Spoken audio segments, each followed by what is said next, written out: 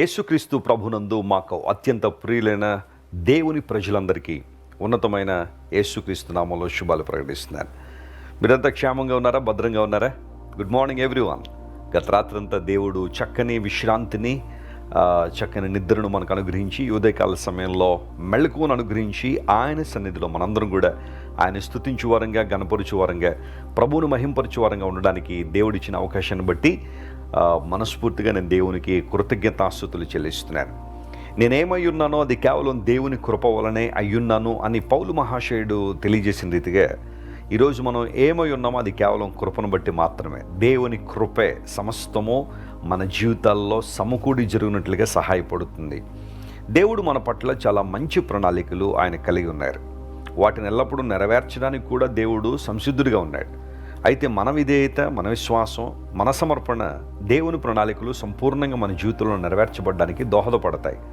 ఆ కారణాన్ని బట్టి ప్రతి ఒక్కరు కూడా దేవుని మనస్ఫూర్తిగా స్తుతించండి, ఆరాధించండి, ఆయన మహిమకరంగా జీవించండి.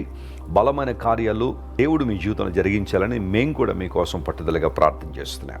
ఈరోజు వాగ్దాన సందేశంగా పరిశుద్ధ గ్రంథాలు తెరిచి 92వ కీర్తన 10వ వచనాన్ని మనందరం చదువుకుందాం. Psalm 92 and verse 10.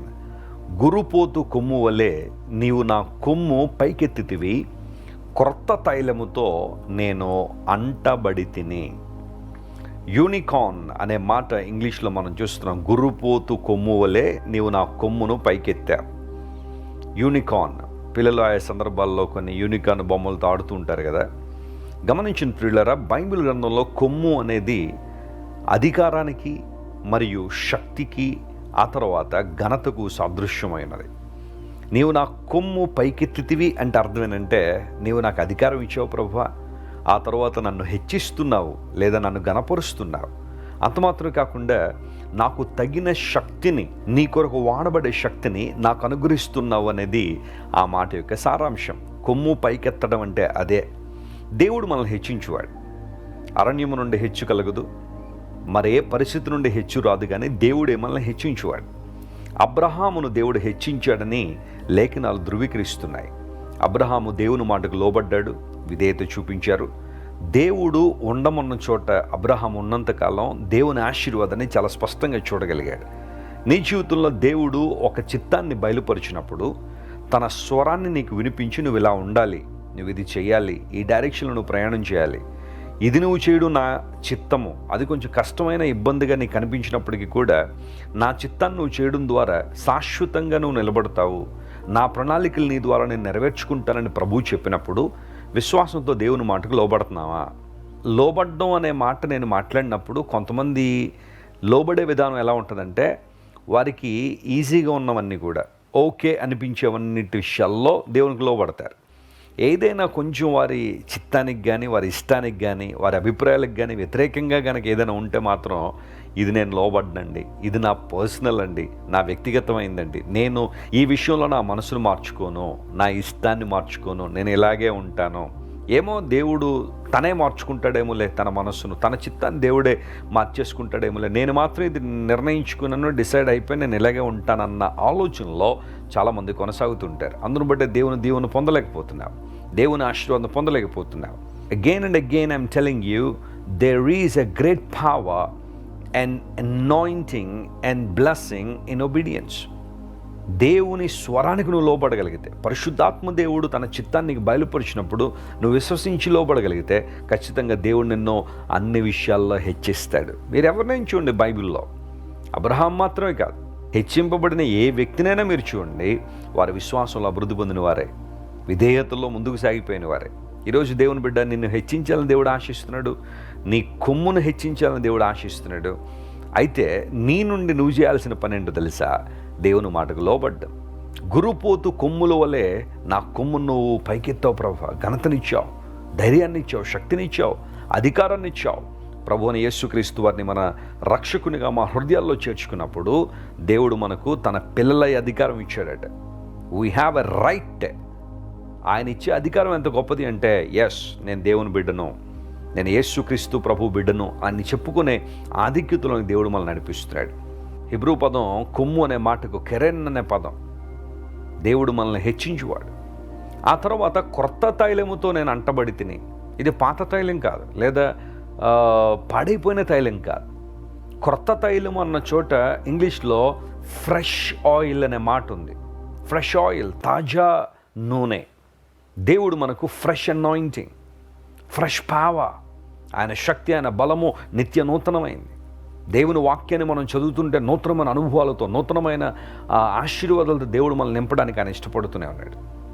ఒకవేళ ఇంతవరకు నీ జీవితం అంతా పాత అనుభవాల చేత, పాత ఆచారాల చేత, లోక సంబంధ విధానాల చేత బంధించబడి ఉందేమో, కానీ నువ్వు దేవుని చిత్తాన్ని తెలుసుకునే వ్యక్తివైతే, దేవుని ఆరాధించే వ్యక్తివైతే, దేవుడు క్రొత్త తైలంతో నేను అంటుతున్నాడు. నేను ప్రార్థిస్తున్నాను, నేను కోరుకుంటున్నాను, దేవుడు ఈరోజు తన ఫ్రెష్ అనాయింటింగ్ మీకు ఇచ్చింది గాక. హల్లెలూయా. ఆ నూతన తైలంతో దేవుడు మిమ్మల్ని అభిషేకిస్తున్నప్పుడు నూతన శక్తి, బలం, ఆయన కోసం జీవించే శక్తిని ప్రభు నీకు ఇస్తున్నాడు. కొన్ని సందర్భాల్లో శోధనలు, ఇబ్బందులు, విపరీతమైన ఒత్తిడి, ప్రతికూల పరిస్థితులు, ప్రతిబంధకాలు, సులువుగా చిక్కులు పెట్టే పాపం మనిషిని అణగద్రొక్కేస్తున్నప్పుడు ప్రభు సన్నిధికి వచ్చి మన తల వంచి నిలబడగలిగితే ఆయన తన నూతన అభిషేకముతో మనల్ని నింపే దేవుడు. ఆయన ఫ్రెష్ అనాయింటింగ్, నూతనమైన అనుభవాలతో దేవుడు మనల్ని నింపుతాడు. మునుపెన్నడూ లేని శ్రేష్టమైన విధానంలో దేవుడిని నడిపిస్తాడు. ఈరోజు అలాంటి కృప మీకు ఇవ్వాలని మీకోసం నేను ప్రార్థన చేస్తాను. దేవుడు మనల్ని అంటుతున్నాడట. నూనెతో నా తల అంటి ఉన్నావు అన్నాడు కదా కీర్తనకారుడు 23వ కీర్తనలో. ఏ నూనెది?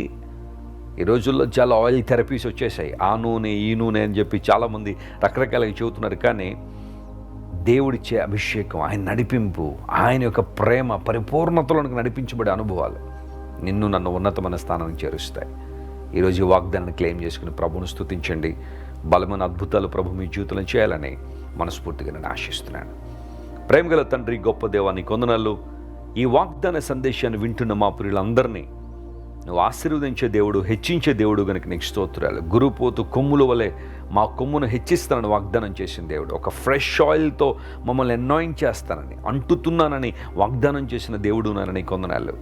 పాత అనుభవాల చేత, పాత పరిస్థితుల్లో, రోత జీవితంలో ఎంతమంది అయితే బందీలుగా మారిపోయారో, యేసయ్యా ఈరోజు వారందరినీ నువ్వు అభిషేకించండి. నీ శక్తితో నింపండి, ప్రభావంతో నింపండి, నూతన అనుభవాలతో, నూతన దర్శనముతో, నూతన లక్ష్యంతో వారు ముందుకు సాగిపోవడానికి సహాయం చేయండి. ఎవరైతే అనారోగ్యాలతో ఉన్నారో యేసు నామములో వారికి స్వస్థతనివ్వండి ప్రభువా.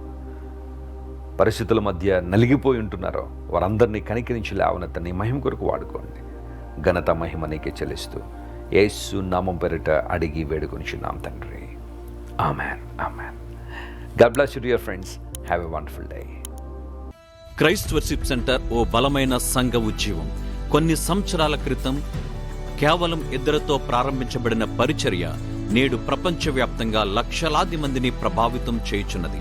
రాజమండ్రి, సికింద్రాబాద్, బెంగళూరు, నెల్లూరు, దుబాయ్, బెహ్రైన్, కరీంనగర్, విశాఖపట్నం, గద్వాల్, కొవ్వూరు, మలకపల్లి, శ్రీలంక, భూటాన్, అడ్డతీగల, పాలమూరు, ఒంగోలు, బళ్ళారి, కోరుకొండ, పోతవరం, నల్లజర్ల, వెంకటరామయ్యగూడెం, మచిలీపట్నం, ఇందిరానగర్లతో పాటు అనేక గ్రామాల్లో క్రైస్ట్ వర్షిప్ సెంటర్ ఆరాధనలు జరుగుచున్నవి.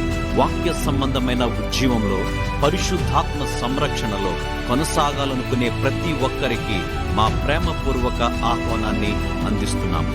రండి, ఆత్మతో సత్యముతో ప్రభువైన యేసు క్రీస్తును ఆరాధిద్దాం. మీరు ఇంతవరకు విన్న దైవ సందేశం మరియు దేవుని సేవకులు చేసిన ప్రార్థన మీకు ఆశీర్వాదకరముగా ఉన్నదని విశ్వసించుచున్నాము. ఈ సందేశాన్ని మీ స్నేహితులకు, బంధువులకు షేర్ చేయండి. మీకు ఏదైనా ప్రార్థన అవసరత ఉన్నచో మా ఫోన్ నంబర్లకు కాల్ చేయండి. దేవుడు మిమ్మల్ని ప్రేరేపిస్తే విశ్వాసంతో సాగుచున్న ఈ పరిచర్యను ప్రోత్సహించండి.